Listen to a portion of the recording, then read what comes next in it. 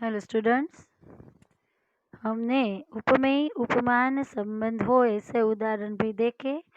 अब पहला पद उपमान हो ऐसे उदाहरण समास में देखेंगे, जिसका विग्रह समस्त पद और विग्रह देखते हैं। राजीव लोचन, राजीव के समान लोचन, पहला पद उपमान हो ऐसे, ठीक है। प्राण प्रिय, प्राणों के समान प्रिय, ठीक है। पहला पद कौन सा है? उपमान है। भुज दंड, दंड के समान भुजा। मृग लोचन, मृग के समान लोचन। पाषाण हृदय, यानी कि पाषाण के समान है जो हृदय। कनकाभ, कनक के समान आभा।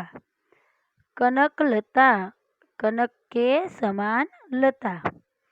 कमल नयन, कमल के समान नयन। कर कमल, कमल के समान कर, कर यानी हाथ, ठीक है।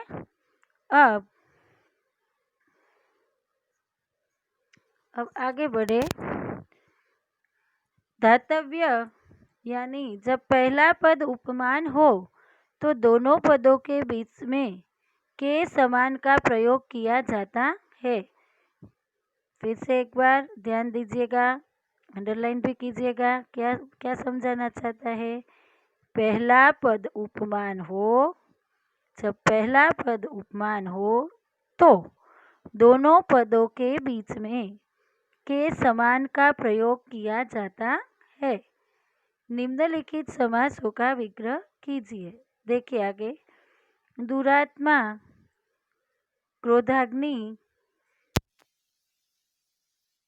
देखना है। दुरात्मा यानी दुष्ट आत्मा, ठीक है। बाद में है क्रोधाग्नि, यानी क्रोध रूपी अग्नि, ठीक है ना, ऐसा होगा।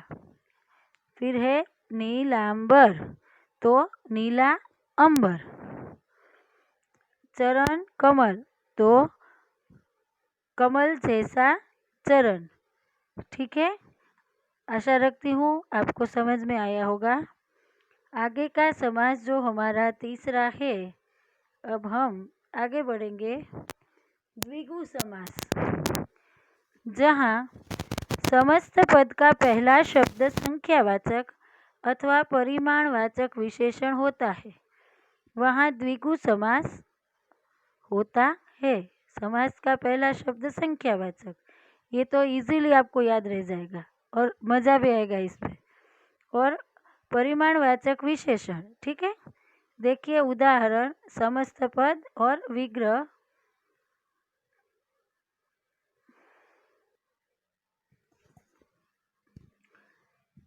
त्रिकाल, त्रि यानी तीनों, यहाँ संख्यावाचक आया। कौन सा शब्द संख्यावाचक है? त्रि, तीनों, ठीक है। कालों का समूह, तीनों कालों का समूह।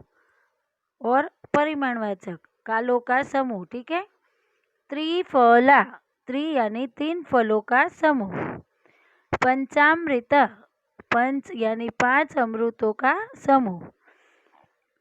इन उदाहरणों में क्रमांक 1 और 2 में पहला शब्द संख्यावाचक विशेषण है, मैंने आपको बताया, जैसे तीनों तीनों। और क्रमांक 3 में पहला शब्द परिमाणवाचक विशेषण है, ठीक है।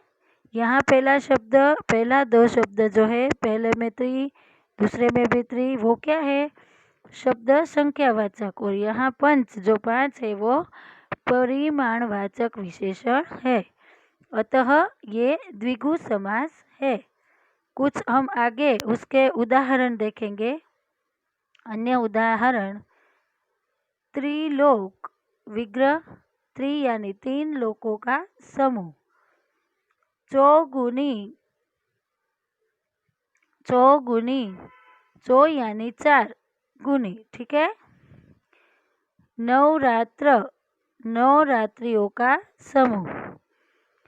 पंचनंद, पांच नदियों का समूह। चतुष्कोण, चार कोण वाला। अष्टाध्यायी, 8 अध्यायों का समाहार। आगे, निम्नलिखित द्विगु समास का विग्रह कीजिए। नवरत्न, तो नवरत्नों का समूह। आंसर में देखते